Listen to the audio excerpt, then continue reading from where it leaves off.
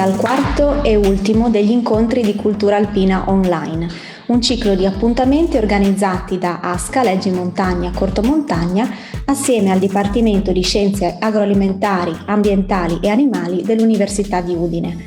Questi appuntamenti sono incentrati su tematiche relative alle risorse naturali e antropiche delle Alpi orientali. Vi informo fin da subito che questa diretta è registrata, per cui chi non potesse connettersi con noi in questo momento potrà comunque rivederla in seguito. Inoltre, se ci fossero domande o richieste di approfondimento per i nostri relatori di questa sera, li potete scrivere nei commenti sotto al video e poi al termine della serata io li rivolgerò direttamente ai relatori. A questo punto passo subito la parola al presidente dell'ASCA, Giovanni Anziutti, per un breve saluto. Prego. Bene, buonasera e ben ritrovati a questo ultimo incontro di cultura alpina che l'ASCA ha organizzato insieme al Dipartimento di Scienze Agroalimentari, Ambientali e Animali dell'Università di Udine, con la collaborazione della professoressa Ivana Bassi, docente di politica agraria e sviluppo rurale, che ascolteremo stasera. Desidero ringraziare lei e i suoi colleghi docenti per la preziosa disponibilità e grazie anche a Mario Di Gallo, alpinista, guida alpina e vicepresidente dell'ASCA. L'ASCA, come sappiamo, è l'associazione delle sezioni del CAI di Carnia, Canal del Ferro e Valcanale e sono Tarvisio, Pontebba, Moggio Udinese, Tolmezzo, Ravascletto, Forni ad Oltri e Forni di Sopra. Questi incontri fanno parte di Leggi Montagna, un evento culturale giunto quest'anno alla 19ª edizione, che l'ASCA organizza con la collaborazione della comunità di montagna della Carnia, del Consorzio BIM Tagliamento e il contributo della Regione Friuli Venezia Giulia, della Fondazione Friuli, della Camera di Commercio di Pordenone Udine, del CAI FVG e della città di Tolmezzo. Approfitto di informare che sul sito internet sono pubblicati i bandi per partecipare all'edizione 2021 di Leggi Montagna e in particolare quello dedicato a tutti voi per i racconti inediti. I temi trattati durante questi incontri hanno riguardato aspetti della nostra montagna che sono risultati utili e necessari per mettere a fuoco le sue problematiche e poi per adottare i provvedimenti più appropriati al fine di una tutela dell'ambiente e dei suoi abitanti. Stasera, oltre all'intervento della professoressa Ivana Bassi, ascolteremo Mario Di Gallo in merito alle molte attività che si possono fare in montagna nella stagione invernale. Spero che questi incontri possano aver arricchito le vostre conoscenze su tanti aspetti che riguardano i territori alpini in generale e quello della nostra regione in particolare. Voglio infine ringraziare tutto lo staff di Leggi Montagna Corto Montagna e in particolare la direttrice Adriana Stroili. Augurandovi un buon ascolto, restituisco la parola a Veronica. Grazie Presidente. Dunque, l'appuntamento di questa sera è l'ultimo di questi 4 appuntamenti ed è dedicato allo sviluppo territoriale montano e alla fruizione della montagna innevata. Saranno ospiti la professoressa Ivana Bassi e il dottor Mario Di Gallo, che ringraziamo molto per essere qui con noi questa sera. Passo subito a presentare la professoressa Bassi, che è docente di politica agraria e sviluppo rurale all'Università di Udine, è socia CAI e operatore nazionale tutela ambiente montano. Questa sera la professoressa tratterà il tema delle relazioni tra risorse antropiche e risorse naturali, delle relazioni tra uomo e natura. Connessioni che sono alla base della nascita e continua rinascita dei tanti territori e dei diversi paesaggi. Questa sera inoltre porterà alcuni esempi di progettualità per lo sviluppo dei territori alpini, avviati anche da alcune comunità della nostra regione. Prego, professoressa. Grazie Veronica. Buonasera a tutte, buonasera a tutti. È il tempo di condividere lo schermo. Allora, come giustamente ha anticipato Veronica, stasera parlerò di territori alpini, di connessioni, relazioni e percorsi di sviluppo. In particolare, questi saranno gli argomenti che tratterò, vale a dire la terapia forestale, l'associazione fondiaria, i villaggi degli alpinisti, quali esempi anche per la nostra regione di percorsi di sviluppo territoriale. Questi sono anche alcuni degli argomenti di cui ci occupiamo all'interno della sezione di economia, economia agraria, economia rurale del Dipartimento Universitario presso cui lavoro. Prima di addentrarmi in queste tematiche farò una breve introduzione per chiarire alcuni concetti, quello di territorio, di paesaggio, cura del territorio e alla fine alcune poche brevi riflessioni sugli argomenti proposti. Dicevo territorio, quindi cosa intendiamo per territorio? Allora, i territorialisti che si occupano proprio di questo definiscono il territorio in questo modo, cioè dicono che il territorio nasce da una relazione tra entità viventi e queste entità viventi sono la natura e l'uomo, l'ambiente e la cultura. Una relazione che si sviluppa nel tempo, che si sviluppa lungo la storia. E dunque, se il territorio nasce da una relazione tra entità viventi, egli stesso è un essere vivente che ha carattere, personalità, identità, che sono percepibili nei segni del paesaggio. Cito brevemente la Convenzione Europea del Paesaggio europea, siamo nel 2000, che innanzitutto dice quali sono le funzioni che svolge il paesaggio, funzioni di interesse generale, interesse collettivo, interesse pubblico, quindi funzioni sul piano culturale, sul piano ecologico, ambientale, sociale ed economico, e dice anche che il paesaggio designa una determinata parte di territorio così come viene percepita dalle persone, dalle popolazioni, il cui carattere, dice, deriva dall'azione di fattori naturali, fattori umani e dalle loro interrelazioni. Quindi per la Convenzione Europea del Paesaggio, il paesaggio è il territorio percepito. Il Codice dei beni culturali del paesaggio, 2004, dice che per paesaggio si intende il territorio, espressivo di identità, il cui carattere deriva dall'azione di fattori naturali, umani e dalle loro interrelazioni. Quindi in questo caso il paesaggio viene identificato con il territorio. In entrambi i casi, in entrambi i documenti, sia la Convenzione Europea del Paesaggio che nel Codice dei beni culturali del paesaggio, si dà una chiara definizione di che cos'è territorio. Territorio come patrimonio di risorse naturali, piante, rocce, animali e altro, e quindi territorio, patrimonio di risorse naturali e patrimonio di risorse culturali, risorse antropiche, storia, tradizioni, economia, quelli che molti di noi chiamano anche i segni dell'uomo. E i segni dell'uomo sono tantissimi, tantissimi, qui ho voluto riportare solo poche immagini, la maggior parte di queste prese fotografie fatte durante le mie escursioni.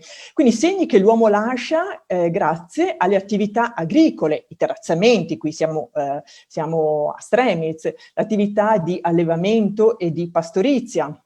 Qui c'è un piccolo gregge di pecore a Clap, siamo sempre in zona Faedis, piuttosto che l'attività al Malghiva. Questa malga è Valine Alta, quindi siamo sul versante nord del Monte Rest, del gruppo del Monte Rest.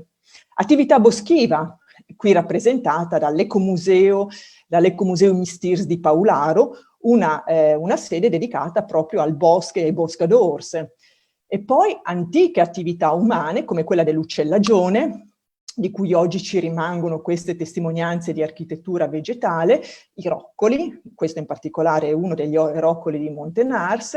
Poi mi capita spesso di riportare questa immagine che trovo bellissima, vale a dire questo edificio che non veniva abitato, almeno non all'origine. Qui siamo a Voir, in Val Tramontina, e in questo bellissimo edificio venivano essiccati, non so se sia il termine corretto, ma il significato è questo, i cappelli che venivano acquistati al centro Italia, essiccati in Val Tramontina e poi venduti in Europa.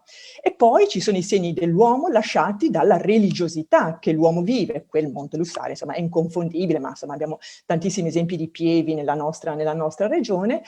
Altri segni che l'uomo lascia non sempre positivi, ci sono i segni legati alla guerra, visto il nostro territorio di confine, qui come si può ben capire, se anche non si riesce a vedere bene, il Monte Toc e la diga del Vajont.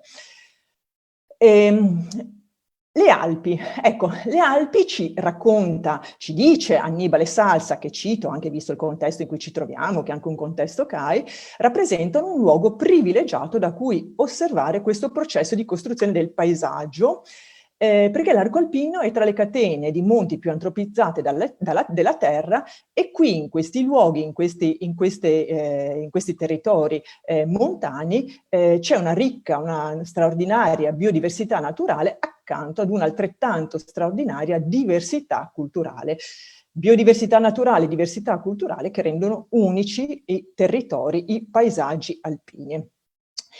Un processo di costruzione del paesaggio alpino in cui svolge un ruolo, ha svolto e svolge tutt'oggi un ruolo fondamentale, hanno svolto, meglio al plurale, perché sono le attività agricole, le attività di allevamento, pastorali e quelle forestali, perché sono le attività che più di chiunque altro, vorrei dire, prevalentemente queste, certamente queste, hanno consentito il passaggio graduale dalla natura selvaggia, dal bosco, dalla foresta selvaggia, a quella che Salsa chiama la natura socializzata, che di fatto è il territorio così come l'abbiamo definito prima.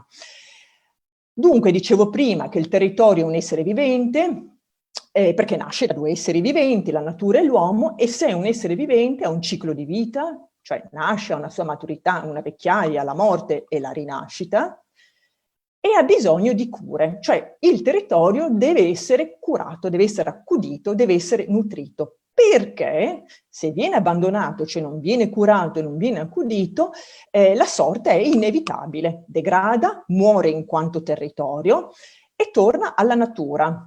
Noi che frequentiamo la montagna, insomma, vediamo frequentemente il processo che si instaura, quindi un processo prima di erosione, crolli, poi cresce la vegetazione, come questo è il caso, qui siamo a Palcola, no? Quindi la vegetazione all'interno delle strutture, nuova fauna si insedia all'interno di questi ambienti e infine si viene a creare un nuovo equilibrio, che non è più un equilibrio territoriale, ma un equilibrio naturale, ecologico. Sono tre gli atteggiamenti che possiamo avere verso il patrimonio territoriale di dissipazione, distruzione, conservazione e valorizzazione. Brevemente li vediamo, cioè, o perlomeno cerchiamo di capire a che cosa si fa riferimento. Quando si parla di dissipazione si intende l'abbandono, la mancanza di manutenzione e poi seguono, come abbiamo detto poco fa, la decadenza, il degrado. È il caso dei tanti stavoli che incontriamo, delle casere, dei sentieri, di queste bacheche che se non vengono appunto curate si rovinano. Ecco. Un altro atteggiamento è quello della distruzione. In questo caso cosa si intende? Sono azioni che intenzionalmente eliminano elementi del territorio. Per quale motivo si fa questo? Perché ci sono altri interessi, molto spesso questi interessi sono di tipo economico. E quindi il sentiero, porto questo esempio vista la nostra conoscenza dell'argomento, i sentieri che vengono distrutti per realizzare strade forestali, piste da sci o altro. Conservazione. Ecco, il patrimonio in questo caso non viene intaccato e non viene intaccato intenzionalmente affinché anche le generazioni future possano soddisfare i loro bisogni. Quindi qui entriamo nell'ampio tema della sostenibilità che chiaramente non affronto stasera. L'esempio sono le aree naturali protette anche nella nostra regione. Qui riporto i loghi dei due parchi regionali, quello delle Prealpi Giulie e quello delle Dolomiti Friulane. Nella nostra regione abbiamo due reti di aree protette, la rete di tutela regionale e la rete europea Natura 2000, che in gran parte si sovrappongono. Questo per dire anche della grande ricchezza della nostra regione. Terzo e ultimo atteggiamento che possiamo avere nei confronti del territorio è quello della valorizzazione. Che cosa intendiamo? È creare nuovo valore territoriale, quasi tautologico definirla così. È instaurare nuove e virtuose relazioni tra uomo e natura. E qui abbiamo alcuni esempi di recupero di stavoli, recupero di antichi muretti a secco, tenendo conto delle tecniche del passato, ma anche dei materiali che oggi sono a disposizione. E poi, insomma, mi è parso necessario richiamare anche il lavoro del CAI per la manutenzione, per la valorizzazione della rete sentieristica anche attraverso il ripristino dei segnavia. Concludo questa parte introduttiva ricordando, come Salsa ci ha ricordato, che Heidegger distingueva la cura in due sottoconcetti, cioè l'avere cura di qualcosa e il prendersi cura di qualcuno. E questi due sottoconcetti sono interdipendenti, sono connessi tra di loro, perché l'avere cura di un territorio non è mai disgiunto dal prendersi cura delle persone. Infatti, credo che ciascuno di noi abbia esperienza di questo, dove i livelli di cura di un territorio, di un paesaggio sono elevati, la popolazione è più serena e vive meglio. Tutti noi viviamo meglio in un bel luogo, in un bel territorio, in un bel paesaggio. Bene, fatta questa introduzione per capire questi concetti, vediamo questi argomenti, trattiamo questi argomenti nel tempo che ci è concesso. Quindi terapia forestale. Terapia forestale. Che cos'è la terapia forestale? Innanzitutto diamo una definizione. La terapia forestale, per terapia forestale si intende una pratica che prevede la frequentazione strutturata in ambiente forestale con effetti di prevenzione e di cura sulla salute umana. Altro elemento che caratterizza la terapia forestale è che la terapia forestale, questa pratica, prevede la conduzione professionale secondo protocolli strutturati e i benefici della terapia forestale sono dimostrati da evidenze scientifiche. Questi sono gli elementi chiave che caratterizzano la terapia forestale. La frequentazione nel bosco può essere più o meno strutturata, lo sappiamo benissimo noi che Oleni in monte, può essere autonoma, le passeggiate, contemplativa, può essere invece organizzata, che è gran parte dell'attività che fa il CAI, quindi organizzata, esplicitamente finalizzata alla promozione della salute, con accompagnamento di una guida, limitata normalmente ad una sessione, ad una uscita. Un'ulteriore evoluzione della frequentazione del bosco è appunto la terapia forestale. Si tratta quindi di itinerari guidati in siti specifici, normalmente sessioni ripetute, quindi non singola uscita, non singola sessione, con la presenza, supervisione di operatori sanitari. Quali sono i benefici che si possono ottenere attraverso una frequentazione del bosco, in modo particolare se è una frequentazione strutturata? Il miglioramento dell'umore, la cura di patologie dell'apparato respiratorio, l'asma, diminuzione dell'ansia, della tensione, della depressione, della rabbia, miglioramento della costituzione mediante l'esercizio fisico e l'effetto riabilitativo. Diminuzione della concentrazione di cortisolo, recupero energetico, aumento delle proteine antitumorali, diminuzione della pressione arteriosa e della frequenza del polso, aumento dell'attività parasimpatica, miglioramento dell'immunità. Ecco, tutti questi benefici sono stati dimostrati scientificamente. Sono benefici sulla salute umana, a livello fisiologico, a livello psicologico, sono anche benefici sociali che riguardano il miglioramento delle relazioni, gli stili di vita, sono anche alla terapia forestale sono associati anche benefici socio-economici, che è l'aspetto che insomma, mi riguarda più da vicino e di cui parleremo però fra poco. Fra poco per dire prima che la terapia forestale come pratica terapeutica nasce in Oriente, paesi asiatici quali il Giappone, la Corea del Sud, Taiwan e Cina, dove le pratiche più o meno strutturate, ma di bagno forestale e terapia forestale sono diffuse da tempo, vengono praticate proprio per migliorare la salute fisica e mentale. In alcuni paesi sono diventate parte dei sistemi sanitari come attività preventiva.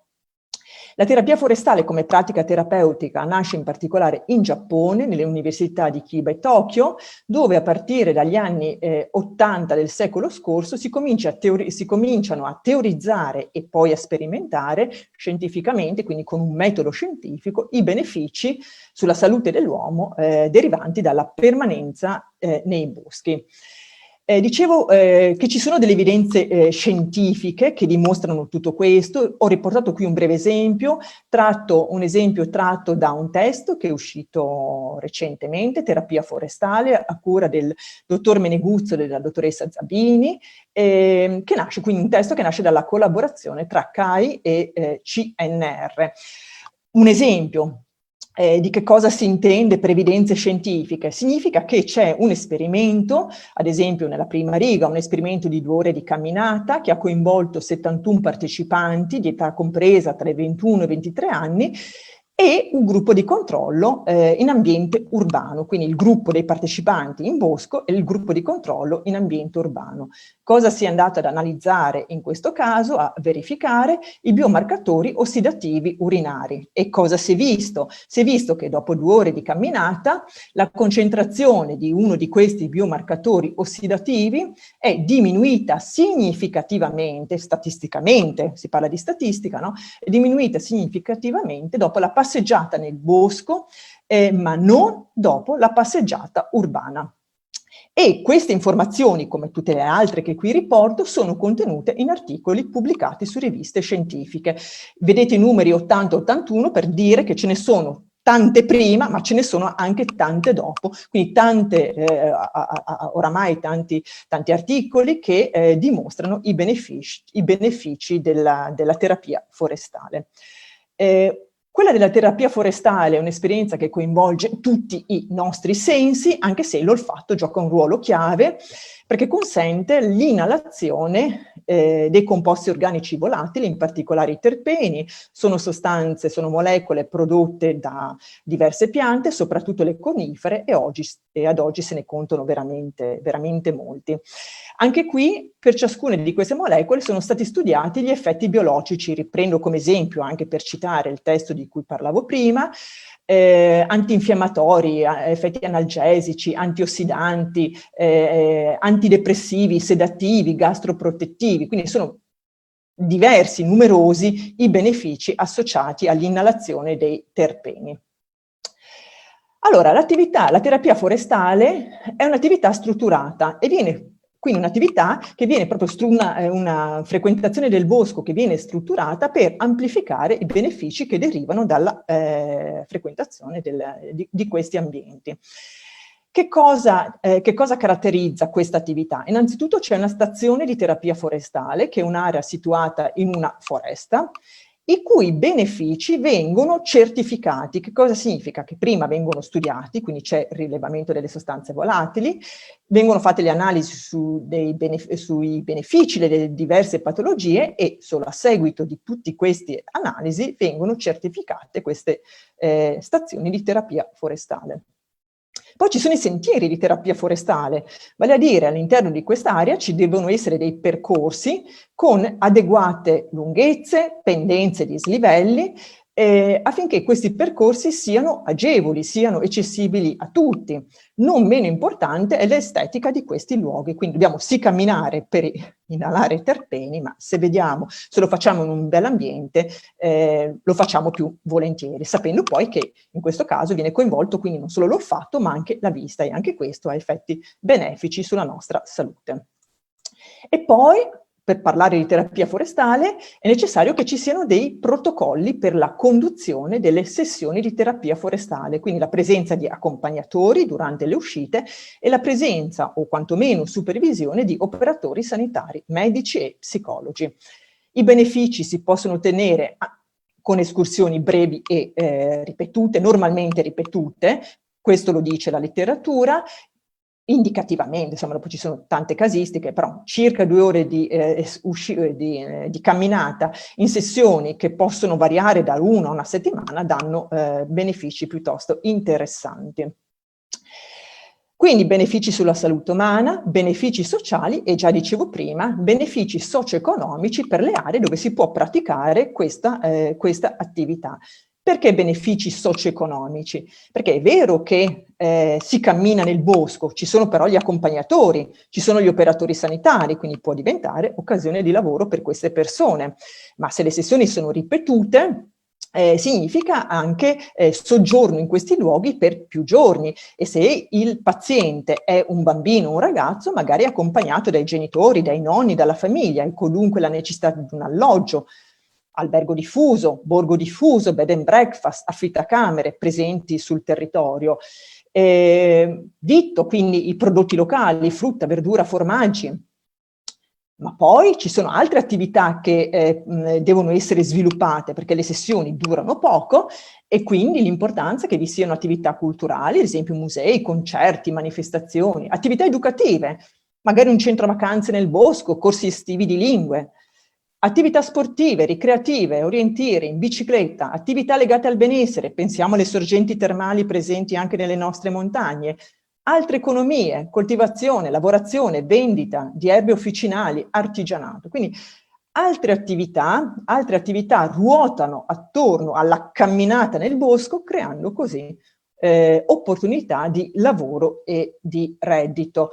Quindi attorno alle sessioni di terapia forestale si possono, e in alcuni casi si devono, sviluppare altre attività economiche legate all'alloggio, al vitto, attività culturali, altre economie, attività educative, attività legate al benessere, sportive e recreative, collegate tra di loro. Un esempio, visto che questi casi, queste esperienze le troviamo anche nella nostra regione, siamo nelle valli del Natisone, a San Leonardo, quindi al confine con la Slovenia, non molto lontano dalla Slovenia, e qui, sulla base di studi condotti dal 2002, sia a San Leonardo, ma anche in altre località, in particolare Sauris nel Tarvisiano, quindi nella foresta di Tarvisio, quindi questi studi hanno permesso l'avvio della prima esperienza di terapia forestale in Italia. Qui vedete in questa immagine, quindi c'è San Leonardo e c'è questo breve percorso che porta alle cascate Cot. Allora dico breve, qui abbiamo alcuni dati, li ho presi dal sito Sentieri Natura, che molti di noi che frequentano la montagna conoscono, quindi c'è un dislivello di circa 100 metri, la lunghezza di 1,3 km, quindi andata e ritorno sono poco più di 2,5 km, tempi di percorrenza 1 ora per andare, 1 ora per tornare, siamo in linea con quanto dicevo prima. Questa immagine mi consente anche di dire che siamo a quote basse, perché ancora una volta evidenze empiriche, quindi studi condotti, dimostrano gli effetti positivi, quindi i benefici della frequentazione del bosco, anche a quote basse, a quote collinari. E qui ho ripreso, e ringrazio Agelio Mantuani per queste foto che mi ha concesso. Qui siamo alle cascate Cot di San Leonardo, che sono un luogo bellissimo, quindi percorrere il sentiero per raggiungere la cascata è pace anche per i nostri occhi. La sorgente di Cot. Passiamo al secondo argomento, che è quello dell'associazione fondiaria. Anche qui una definizione: che cos'è l'associazione fondiaria? È uno strumento per la ricomposizione e gestione delle proprietà fondiarie frammentate e abbandonate. Perché alla base di questo strumento vi sono proprio questi due problemi particolarmente urgenti per le nostre montagne e colline, che sono il problema dell'abbandono e quello della parcellizzazione. Allora, spopolamento. Già dalla metà degli anni dell'Ottocento, i cambiamenti economici, in particolar modo quelli legati all'industrializzazione, hanno dato inizio a un esodo graduale dei territori montani collinari. In montagna le dimensioni delle proprietà dei terreni, oggi le chiamiamo anche aziende, no? Cominciano a diventare inadeguate per passare dalla sussistenza familiare al mercato. Ecco dunque un esodo, una migrazione che inizialmente è stagionale, poi pian piano diventa migrazione definitiva nel Novecento, tra le due guerre, e soprattutto nel secondo dopoguerra, come bene ci racconta Leonardo Zanier in questo testo poetico, Libers discugni là. Ho ripreso le slide che ha proposto il collega Bovolenta la settimana scorsa, quindi non mi soffermo sui numeri, ma sono tabelle che ci danno una dimensione numerica della riduzione delle superfici a prato pascolo e riduzione del numero di aziende agricole nei territori alpini, sia dell'intero arco alpino, sia per quanto riguarda la nostra regione, quindi cali piuttosto consistenti. E all'esodo, allo spopolamento, corrisponde inevitabilmente un abbandono delle superfici e accade quello che abbiamo visto prima, quindi un'invasione arbustiva e arborea, la perdita di paesaggio, quindi terrazzamenti, i crolli di queste strutture murarie, perdita di opere idrauliche, di vie di accesso, eccetera. Cioè, in altre parole, viene a cancellarsi un patrimonio di diversità naturale e culturale che si era creato in secoli di attività umana. Non meno importanti sono i collegati problemi di sanità e di sicurezza pubblica. Gli incendi, ad esempio, poi sappiamo bene com'è, conosciamo bene il problema delle zecche nei nostri territori. Quindi dicevo che l'associazione fondiaria è una soluzione, uno strumento che consente di risolvere due problemi, quello dell'abbandono e quello del frazionamento fondiario o parcellizzazione. Questo problema è particolarmente evidente nelle Alpi Latine, dove il diritto di successione prevede la ripartizione del patrimonio tra gli eredi, a differenza di quanto avviene nelle Alpi germanofone, qui conosciamo l'istituto giuridico del maso chiuso. Quindi ripartizione del patrimonio tra eredi, questo ha fatto sì che nel tempo le proprietà fondiarie abbiano subito continui frazionamenti. Il frazionamento fondiario ha portato a che cosa? A piccoli appezzamenti che hanno scarso valore economico, se li vendiamo valgono poco, forse non si riescono neanche a vendere, hanno scarso valore produttivo, è difficile, a volte impossibile, stipulare contratti per la presenza di troppi proprietari che a volte sono sconosciuti, irreperibili, magari vivono in Australia, e questo della multiproprietà, mi è stato detto di sottolinearlo come un problema ancora oggi molto importante, non sempre c'è una soluzione, non ancora perlomeno. E frazionamento significa anche difficoltà ad effettuare una pianificazione ed una gestione di lungo termine. Da qui l'abbandono di queste attività, quindi abbandono del territorio e, solo un cenno, perdita anche servizi ecosistemici. Attraverso un esempio, dicevo un cenno attraverso l'esempio che è quello dei prati. Sappiamo che i prati nascono grazie all'azione dell'uomo e si mantengono solo grazie all'azione dell'uomo. I prati svolgono diverse funzioni, tra cui quella paesaggistica. In questo periodo possiamo vedere molte essenze floricole. Svolgono un'importante funzione legata alla biodiversità, quindi in termini di valore ecologico, quindi essenze vegetali, ma anche una fauna importante che vive in questi ecosistemi. È elevato il valore nutritivo del foraggio, proprio grazie alla presenza di molte specie floricole, e da qui ne deriva anche una elevata qualità del latte e della carne. Prati abbandonati significa perdita di tutte queste funzioni e dunque dei servizi ecosistemici, in questo esempio collegati ai prati.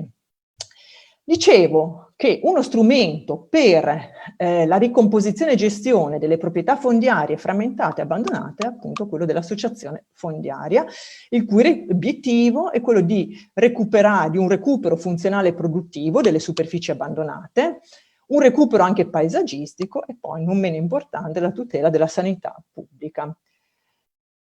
Cosa sono le associazioni fondiarie? Sono libere associazioni fra proprietari di terreni, pubblici o privati.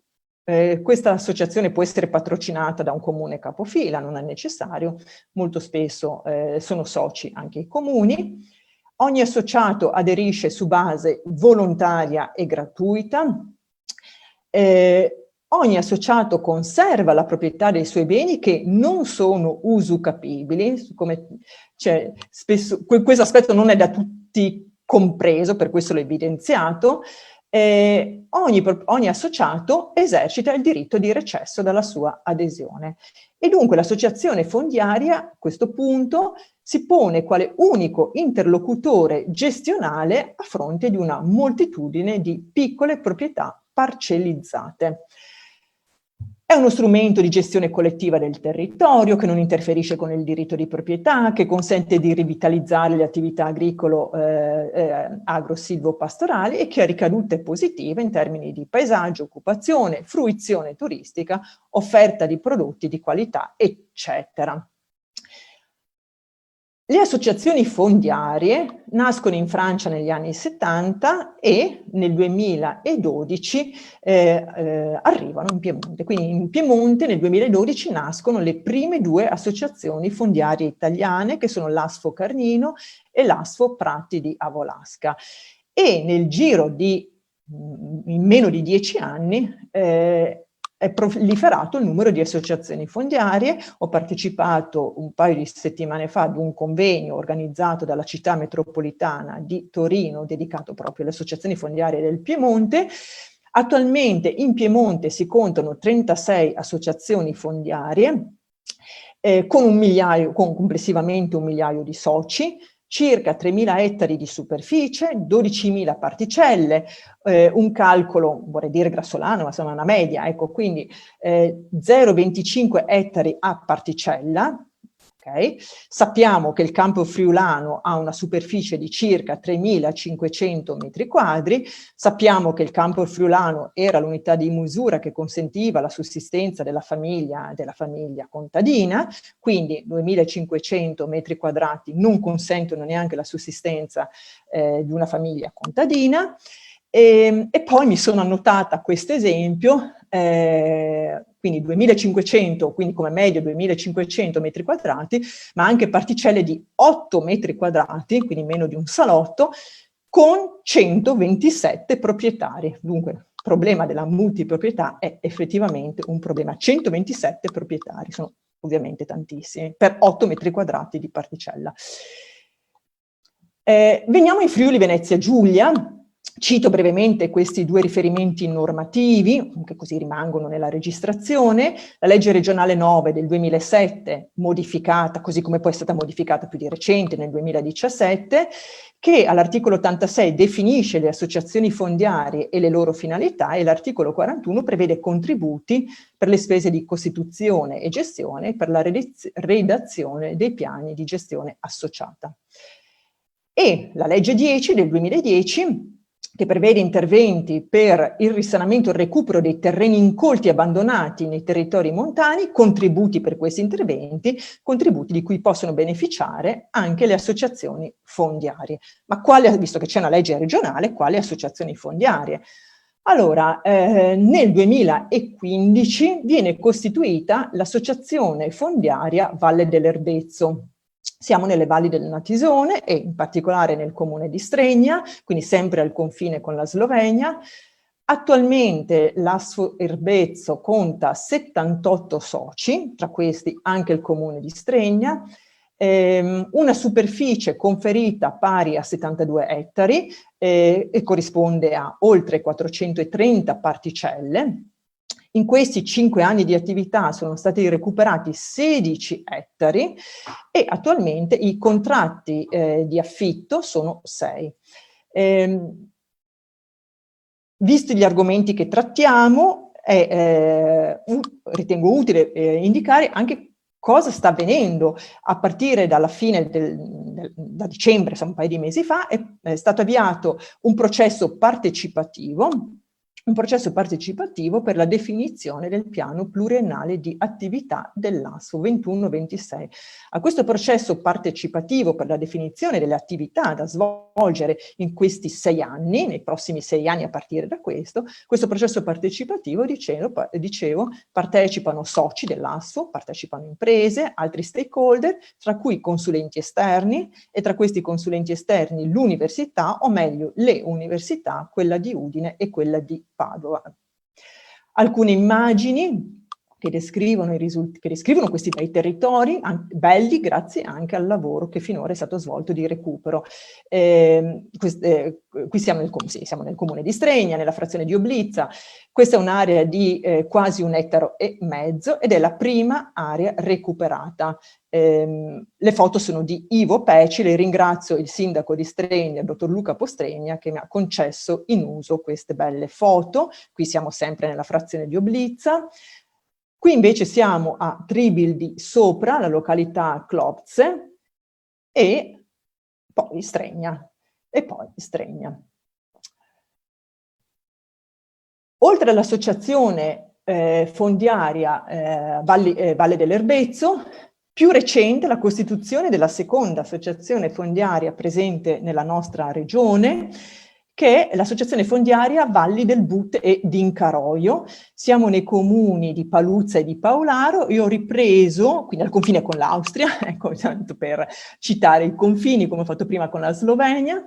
Ho ripreso quanto ha scritto il Friuli lo scorso ottobre, perché nasce lo scorso autunno, il venerdì 9 ottobre 2020, si è costituita la prima associazione fondiaria sulle Alpi Carniche, la seconda in regione dopo quella di Stregna.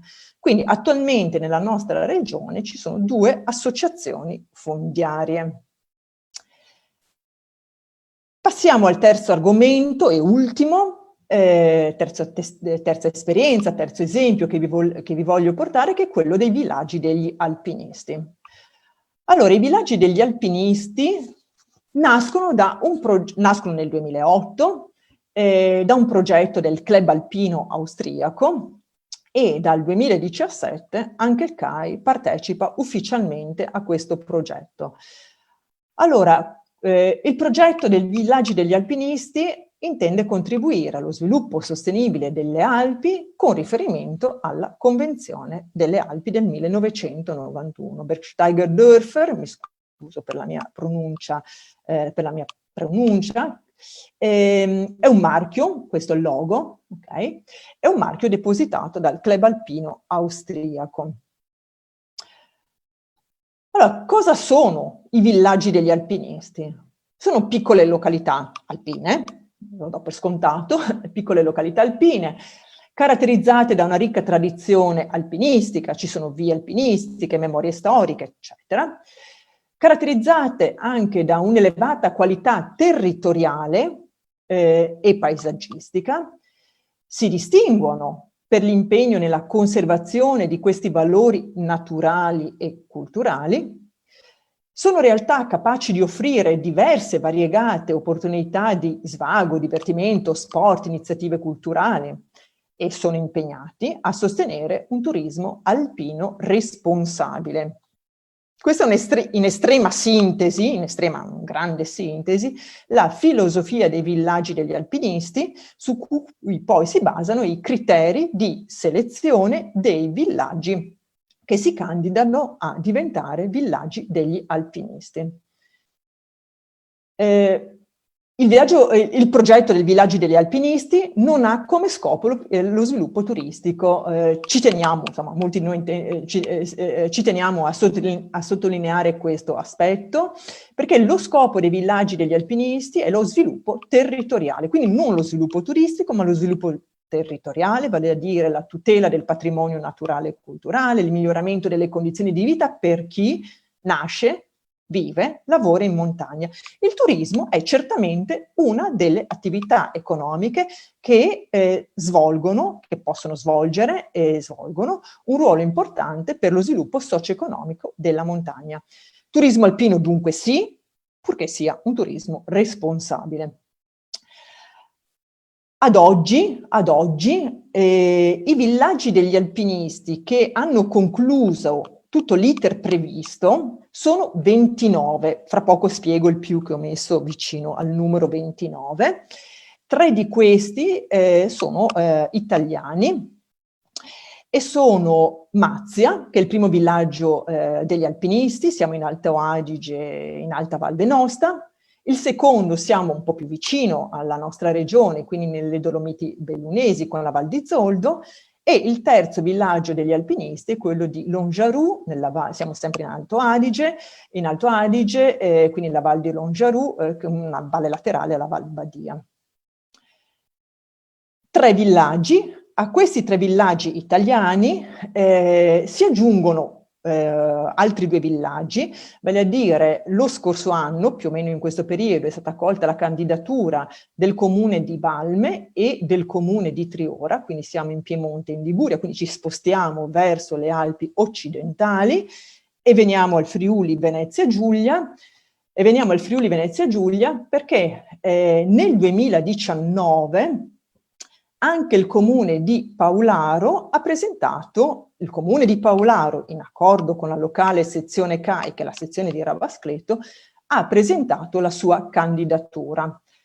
Nello stesso anno, nel 2019, si è costituito un gruppo di lavoro a Paularo, un gruppo di lavoro che comprende rappresentanti dell'amministrazione comunale, rappresentanti della sezione CAI di Ravascleto, altri rappresentanti della comunità paularina, in modo particolare di alcune attività economiche, consulenti esterni, tra cui l'università. E attualmente è in corso la procedura definita dal Comitato internazionale, poi in accordo anche con il CAI nazionale, il Club Alpino Italiano. È in corso la procedura, quindi c'è stata la verifica dei criteri, sono stati organizzati diversi incontri online, visto il periodo in cui viviamo, ed è stato effettuato poi il sopralluogo, si è potuto fare il sopralluogo l'agosto scorso. Siamo fiduciosi che questa procedura si concluda relativamente presto, insomma, quando possibile, ma speriamo presto, e appena si sarà conclusa certamente ne avrete notizia. Quindi, terapia forestale, associazione fondiaria, villaggi degli alpinisti. Cosa hanno in comune queste 3 esperienze che ho voluto proporvi? Innanzitutto sono esperienze che hanno trovato spazio anche nella nostra regione, e questo non è irrilevante, vuol dire che si può fare anche chi di no. Sono esperienze, sono esempi di sviluppo territoriale. Lo sviluppo cos'è? È cambiamento, ma un cambiamento che deve essere virtuoso, un cambiamento virtuoso nelle relazioni tra uomo e natura, affinché sia sviluppo territoriale.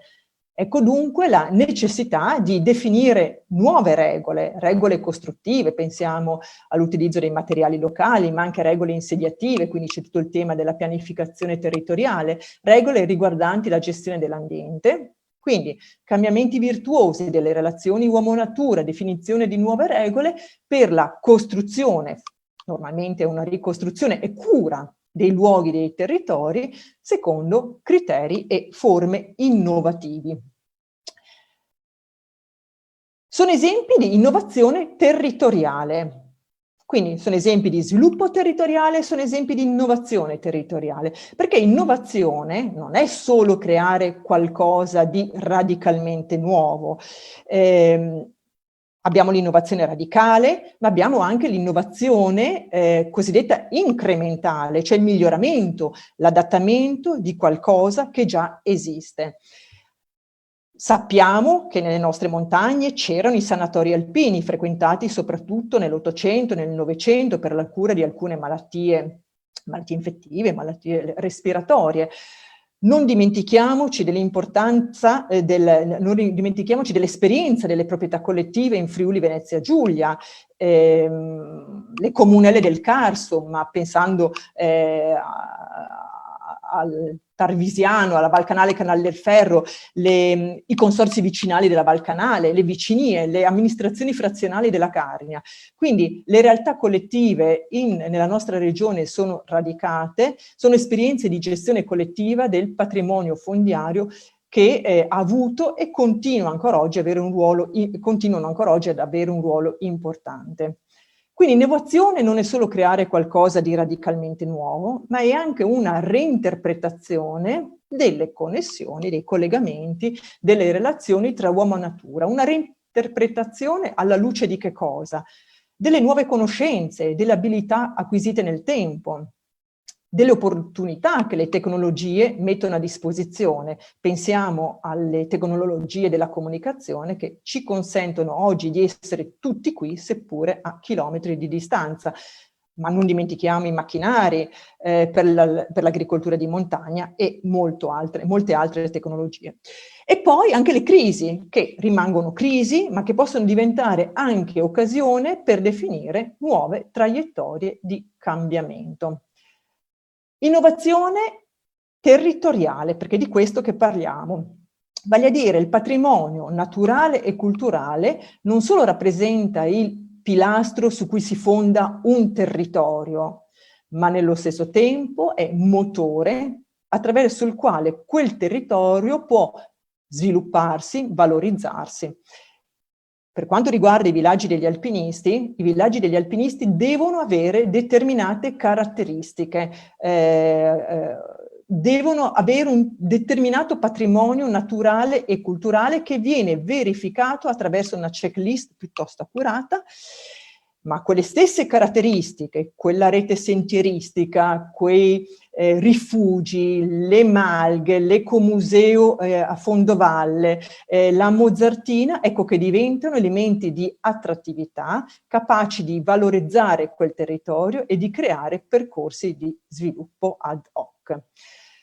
Le 3 esperienze quindi sono esempio di sviluppo territoriale, di innovazione territoriale, sono esempio di sviluppo locale, perché i referenti di questo percorso di crescita, di cambiamento virtuoso, sono gli abitanti. Cioè gli abitanti sono i primi destinatari, ma anche i protagonisti dello sviluppo. Cioè sono gli abitanti che devono essere capaci di plasmare il proprio ambiente di vita, di lavoro, di relazioni.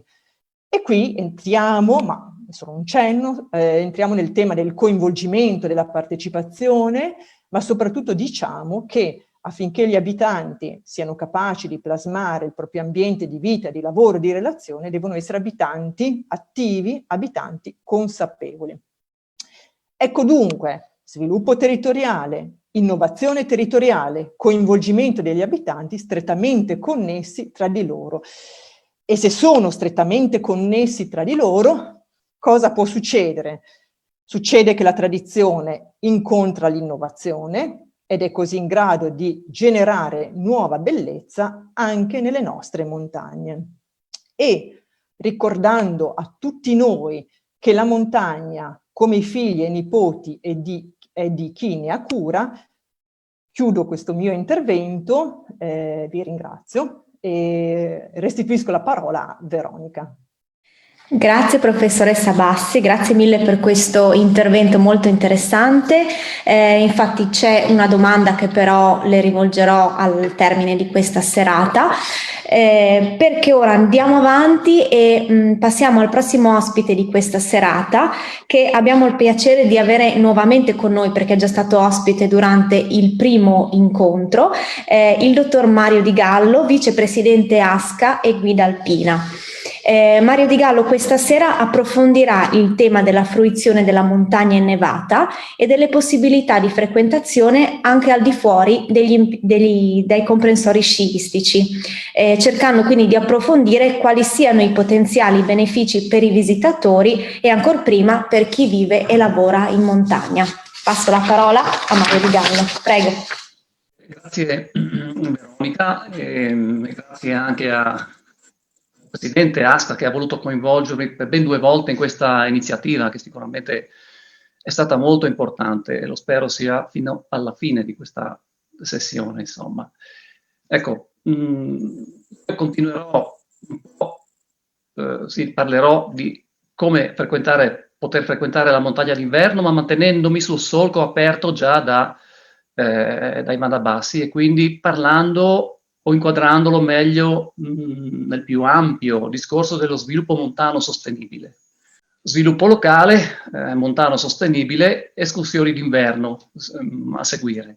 Ecco, vediamo cosa intendo. Prima di entrare proprio nel merito dell'argomento, vorrei presentare questa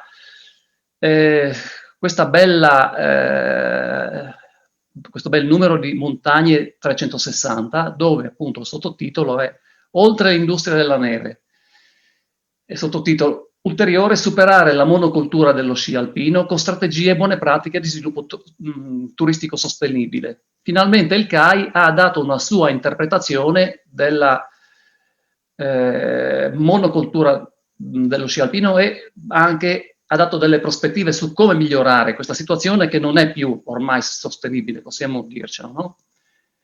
Ecco, il documento del CAI inquadra lo sci da discesa, o meglio l'industria dello sci alpino, entro questi grossi settori. Quindi, prima di tutto, lo sci da discesa, come sappiamo bene, è pesantemente modificato e verrà ancora di più modificato dai cambiamenti climatici, che per riassumere possiamo intendere precipitazioni nevose sempre più ridotte, limite della quota della neve che si sta alzando e giornate di innevamento sempre più ridotte, quindi inverni sempre più compressi. E chiaramente molti impianti di sci posti nelle zone di media e bassa montagna non avranno più futuro. Dall'altra parte però abbiamo anche degli obblighi di cui tener conto nel futuro abbastanza ancora diciamo lontano per noi che abbiamo una vista un po' miope. Agenda 2030, che è un modo di intendere l'approccio umano verso il pianeta Terra, che è stato lanciato dalle Nazioni Unite e alla quale ha aderito l'Unione Europea, no? Ci sono in questa, così per farla molto breve, Agenda 2030 17 grandi obiettivi, tra cui quelli che possono interessarci direttamente questa sera, trattando questo argomento, sono il 13° obiettivo, che è lotta al cambiamento climatico, ovviamente interessa non solo il settore neve, e poi la vita sulla Terra, quindi preservazione degli ecosistemi che ci danno sostentamento anche, no? D'altra parte abbiamo delle situazioni territoriali di cui ne ha già parlato un po' Ivana, aree naturali protette, quindi la rete dei parchi e delle riserve regionali per quanto riguarda la nostra regione, e la rete Natura 2000, che permettono lo sviluppo di economie, però nel rispetto della conservazione di habitat naturali e di specie, naturalmente. Dall'altra parte avremo tra poco una spinta notevole finanziaria, soprattutto, che è quella della Next Generation, che verrà realizzata attraverso si discute tantissimo il Recovery Plan, e attraverso questi 209 miliardi più o meno che arriveranno da qui a qualche anno e che sicuramente andranno a influire sulle io credo, infrastrutture anche montane, no? Per cui attenzione, dovremmo fare un po' di attenzione a come finiranno investite in montagna questo grosso sforzo finanziario nei prossimi anni. Ecco, quindi, tornando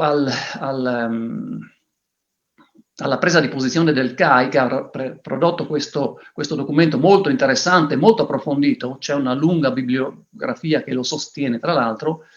Abbiamo visto i presupposti sui quali si basa, adesso andiamo a vedere alcune conclusioni che questo documento ha tratto, no? Quindi si deve preparare la transizione verso modelli differenti di sviluppo, soprattutto, mi manca un pezzo, non riesco a leggere, delle stazioni a quote più basse o in situazioni più fragili rispetto alla concorrenza. Poi si debbono mantenere in evidenza le località montane diverse dalle stazioni sciistiche attraverso la proposta di forme di turismo differenti rispetto allo sci alpino e forme di ospitalità su tutto il territorio, all'interno del quale i rifugi del CAI abbiano un ruolo rilevante. Anche il documento cita i siti Natura 2000 e le altre aree protette che possono favorire la base per ripensare a uno sviluppo incentrato sulla convivenza con la biodiversità. Anche questo è un tema che sta entrando addirittura nel linguaggio del governo da qualche tempo in qua, no? Ed è fondamentale, perché la perdita di biodiversità è uno dei più grossi problemi che sta vivendo il pianeta Terra in questo momento, ed è un problema, anzi una perdita irreversibile, per cui insomma sulla biodiversità noi ci campiamo, non è che sia una cosa puramente accademica da trattare con le pinzette, insomma, no? Inoltre le località di montagna devono essere dotate di una rete moderna, capillare ed efficiente di servizi per favorire la residenza, migliorare l'offerta turistica diffusa e promuovere un turismo e attività sostenibili al di là dello sci o del turismo stesso. Ecco, questi sono solo alcuni, ce n'è molti altri, ma sono quelli che interessano a me in questo momento. E quindi è possibile una fruizione alternativa a quello che è lo sci o l'industria dello sci, ma che contemperi anche esigenze di economia locale, di sostenibilità ambientale, con un basso impatto sul territorio e con iniziative collocabili anche nell'ambito di aree Natura 2000, perché come vi dicevo queste zone non impediscono lo sviluppo economico delle popolazioni interessate, anzi vorrebbero favorirlo nel rispetto però della conservazione degli ambienti, habitat naturali e specie in crisi, insomma, noi che meritano sicuramente tutta la nostra attenzione e tutela. Ecco, partiamo con con l'immagine di un articolo di una rivista di settore che urla: il nuovo comprensorio sciistico è senza impianti. E insomma, dalle immagini di queste persone sorridenti, la signora appunto addetta al barbecue, dice lunga, pare che questa iniziativa abbia riscosso particolare interesse. Nello specifico si tratta in questo caso di una iniziativa nuova a livello perlomeno di quel comprensorio, denominata Bluebird Backcountry, ed è la prima località sciistica human powered, dicono gli americani, no? Cioè fatta il movimento delle persone fatto da loro stesso, non da impianti meccanizzati.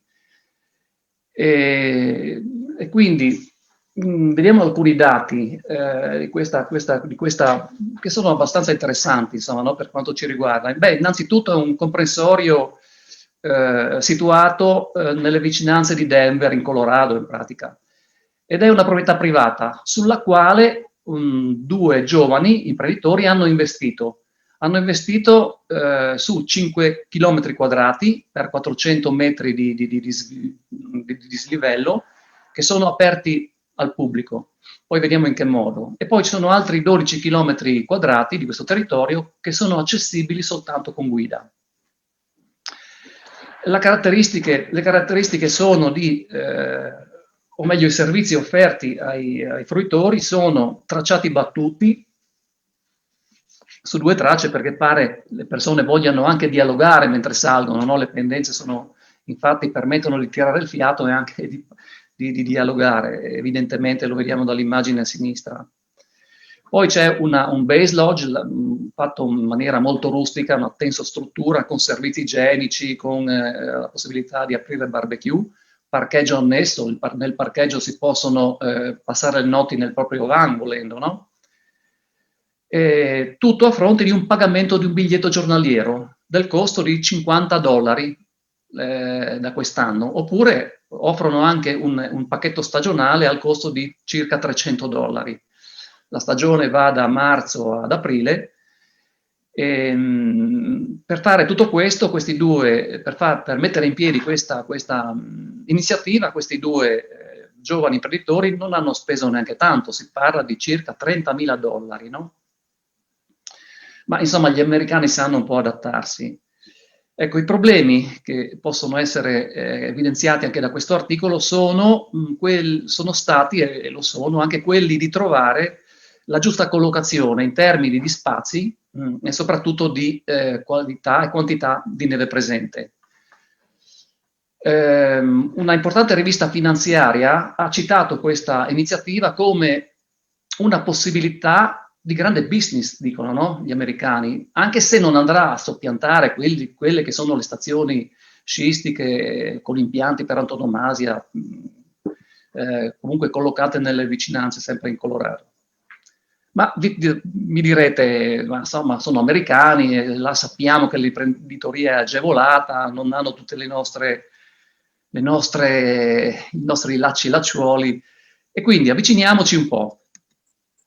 Ecco, la seconda proposta che vorrei così porre alla vostra attenzione è la Sportiva Outdoor Paradise. Diciamo che arrivando in Europa ci sono dei centri che permettono una frequenza alternativa allo sci in pista, però sono legate ai grandi impianti. Voglio citare per la Francia, per chi conosce la Grave e les Arcs, oppure per la Svizzera Crans-Montana, per l'Austria Sant'Anton, rinomata, no? Ma da noi c'è, in piccolo, c'è anche Stella Nevea, se vogliamo, con il suo freeride, comprensorio da freeride, insomma, no? Lanciato in questi ultimi anni. No, quello che mi interessa invece, su cui interessa puntare, è una fruizione escursionistica invernale fatta lontano dagli impianti. Vediamo questa proposta. Allora vi illustro brevemente questa proposta che arriva dal Trentino, dalla provincia di Trento, ed è collocata a Passo Rolle. Passo Rolle è collocabile tra San Martino di Castrozza e Paneveggio dalla parte occidentale, no? Si trova in ambito di un parco naturale che è quello di Paneveggio e Pale di San Martino, e attualmente, come vedete da questa immagine tratta da un sito internet, insomma, presenta 4 o 5 impianti di risalita per un totale di 4 chilometri di piste attualmente gestite. Cosa è successo? Nel 2017 il titolare della Sportiva ha lanciato un'idea,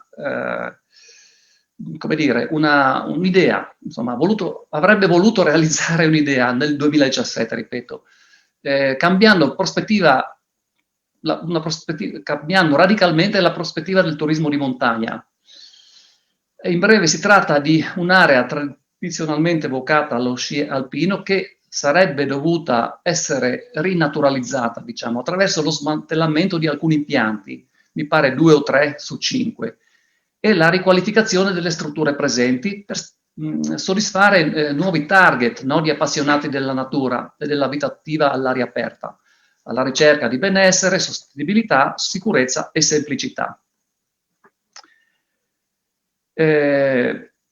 Quindi attraverso lo smantellamento di 2 seggiovie, attraverso la costruzione di un resort, recuperando le strutture già presenti cerchiate da quel cerchietto giallo, dove appunto costruire delle semplici come dire, strutture di accoglienza per poche persone, con un investimento pari a 3 milioni di euro. Questa era l'idea, ma soprattutto è un'idea che partiva da un imprenditore, quindi era l'imprenditore che avrebbe voluto investire i suoi soldi per poter cambiare la prospettiva dello sci alpino, trasformandolo appunto in questo, la Sportiva Outdoor Paradise, no? Per altri tipi di attività. Quindi con questo sistema avrebbe voluto raggiungere un aumento del periodo di fruizione turistica, quindi ridurre il carico di turisti nei fine settimana, durante le stagioni di punta, insomma Natale, Capodanno, no? Aumentare la qualità del turismo, un turismo più attento all'ambiente, pensando che al fatto che intanto lo sci alpino, inteso come impianti di risalita e conseguenti piste, è in calo. Un recente sondaggio, un'indagine di quest'anno ci dice che nelle intenzioni perlomeno, no, d'apertura di questa stagione avremmo avuto un più 9% di sci alpinisti e un meno 9% di sciatori in pista.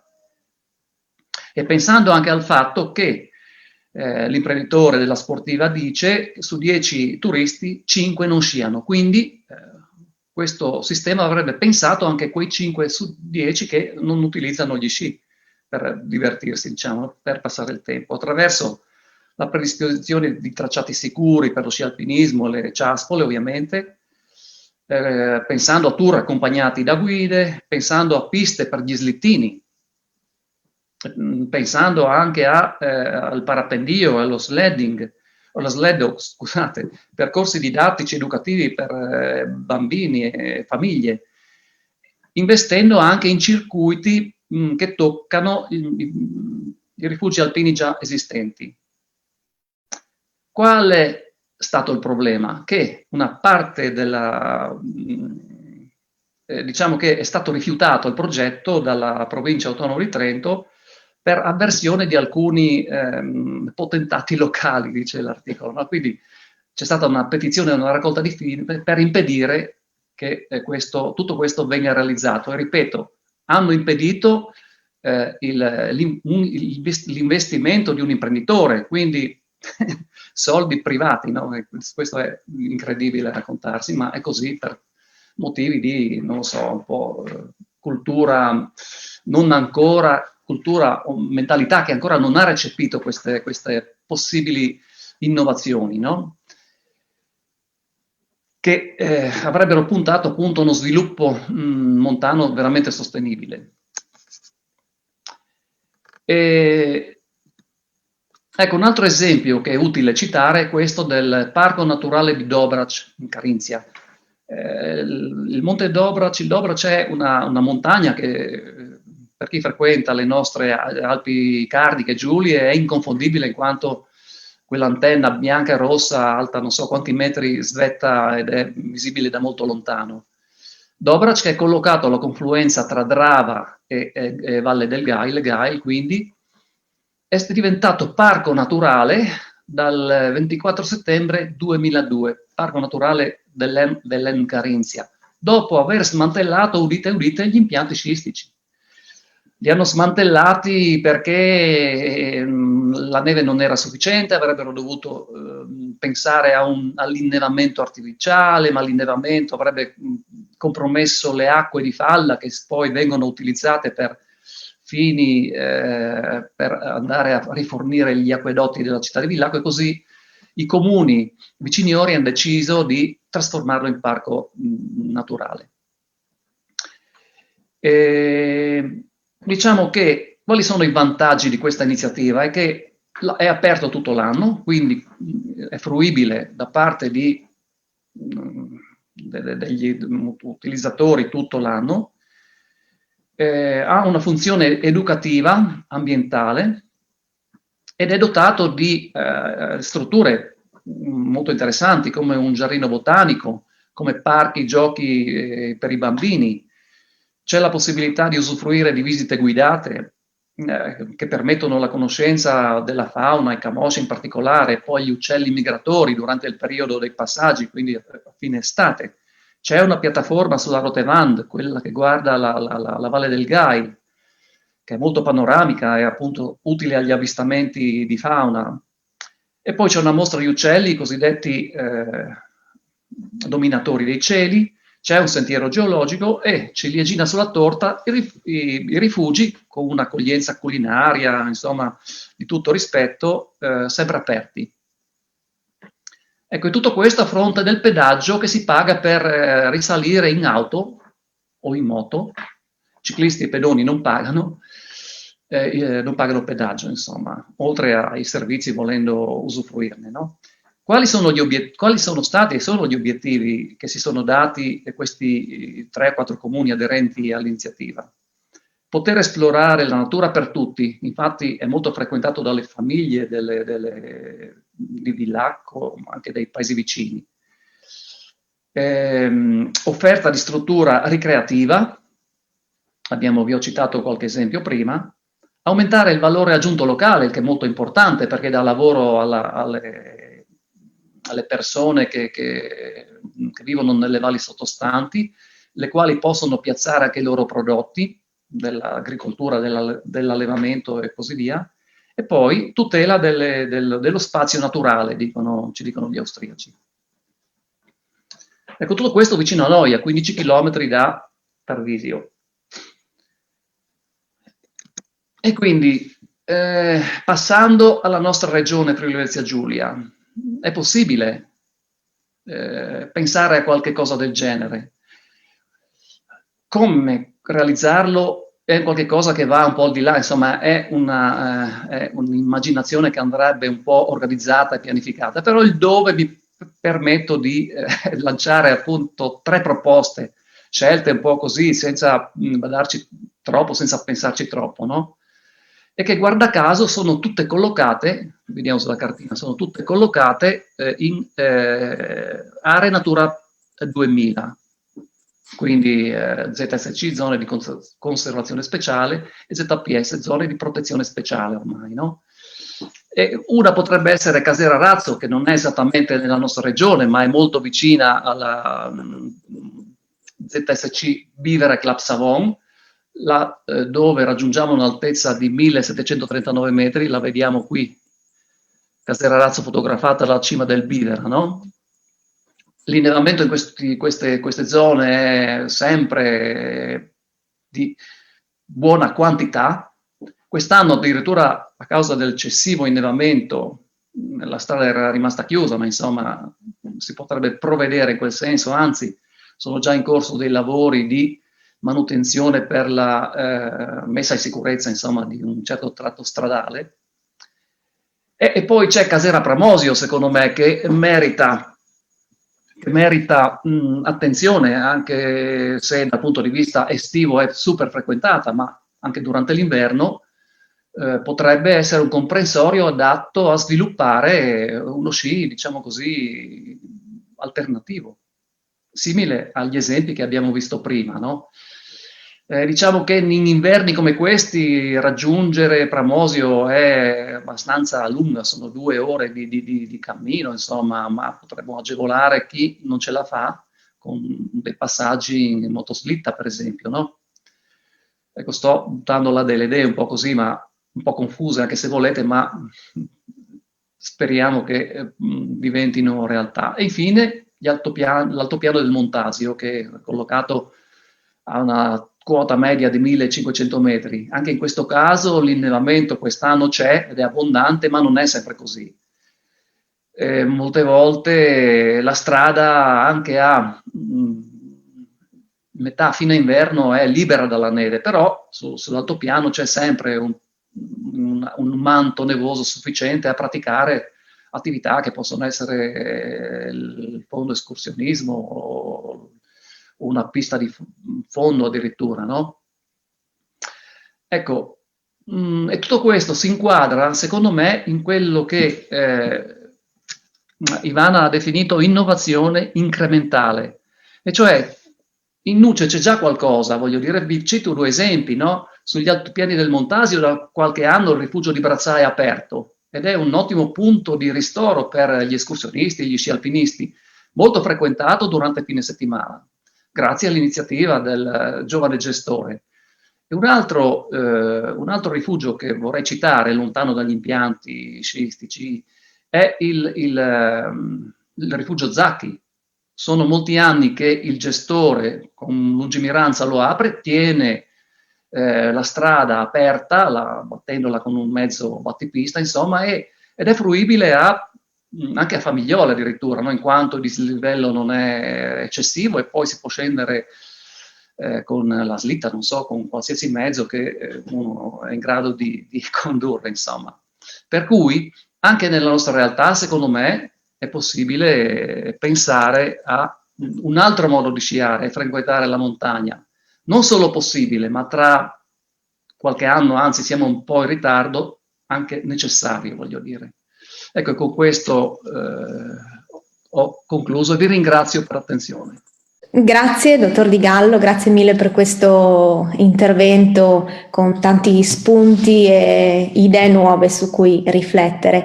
Ora, essendo giunti praticamente alla conclusione di questa serata, io passerei direttamente alle domande, cioè all'unica domanda che finora è emersa per la professoressa Bassi. È una domanda da parte di Andrea Chiavoni in merito alla terapia forestale. Qua si chiede, in base agli studi svolti nella terapia forestale, ci sono evidenze sul benessere percepito dalle persone che percorrono i diversi sentieri in base alle essenze naturali che incontrano e caratteristiche del territorio stesso, tipo boschi montani di conifere oppure un bosco di castagni, eccetera. Grazie e complimenti per la presentazione. Ringrazio Andrea Chiavoni. Allora, cosa posso dire al riguardo? Sono veramente numerose le pubblicazioni scientifiche sul tema della terapia forestale, che sono il frutto di diversi esperimenti. Diversi esperimenti significa anche a diverse quote, dove sono presenti diverse essenze vegetali, quindi non solo conifere ma anche latifoglie. Quindi sì, lavori di ricercatori prevalentemente di università asiatiche, ma anche ultimamente alcuni lavori di realtà europee, e quindi c'è documentazione anche su le diverse caratteristiche delle stazioni di terapie forestali anche in termini di essenze. Per un primo approccio a questo aspetto, la inviterei, visto che poi ce l'ho anche qui accanto a me, la inviterei anche a consultare la pubblicazione di cui facevo cenno prima, Terapia forestale, a cura del dottor Meneguzzo e della dottoressa Zabini, quindi CAI CNR, anche facile da trovare, è online, un PDF scaricabile online, e ci sono alcuni riferimenti proprio alle diverse a diverse stazioni di terapie forestali con diverse caratteristiche anche in termini di essenze vegetali. Grazie mille. Grazie. A questo punto, essendo questa l'unica e ultima domanda, concludiamo quindi questo quarto e ultimo appuntamento, e quindi concludiamo anche il ciclo di incontri di cultura alpina, e ringrazio assieme al presidente Anziutti la professoressa Ivana Bassi, grazie. Ringrazio anche il dottor Mario Di Gallo per il suo intervento, grazie mille. Ringrazio nuovamente tutti i docenti e gli ospiti degli scorsi appuntamenti, e da parte mia vorrei inoltre ringraziare coloro che sono dietro le quinte di queste serate, ovvero lo staff di Leggi Montagna Corto Montagna, insomma ha seguito lo svolgimento di tutte queste serate. Ringrazio quindi voi, il pubblico che ci ha seguito, e tutti coloro appunto che ci hanno seguito anche nelle scorse serate. Speriamo che questi appuntamenti siano stati piacevoli e soprattutto interessanti. Vi comunico quindi che questa diretta e anche quelle degli incontri precedenti resteranno disponibili sulla pagina Facebook di Leggi Montagna Corto Montagna, e si potranno rivedere nella sezione Montagna Viva di Play Uniud, il canale YouTube dell'Università di Udine. A questo punto, dal Centro Didattico Digitale Diffuso regionale presso la comunità di montagna della Carnia, un saluto da parte mia e da parte di tutto lo staff di Leggi Montagna Corto Montagna. Buona serata.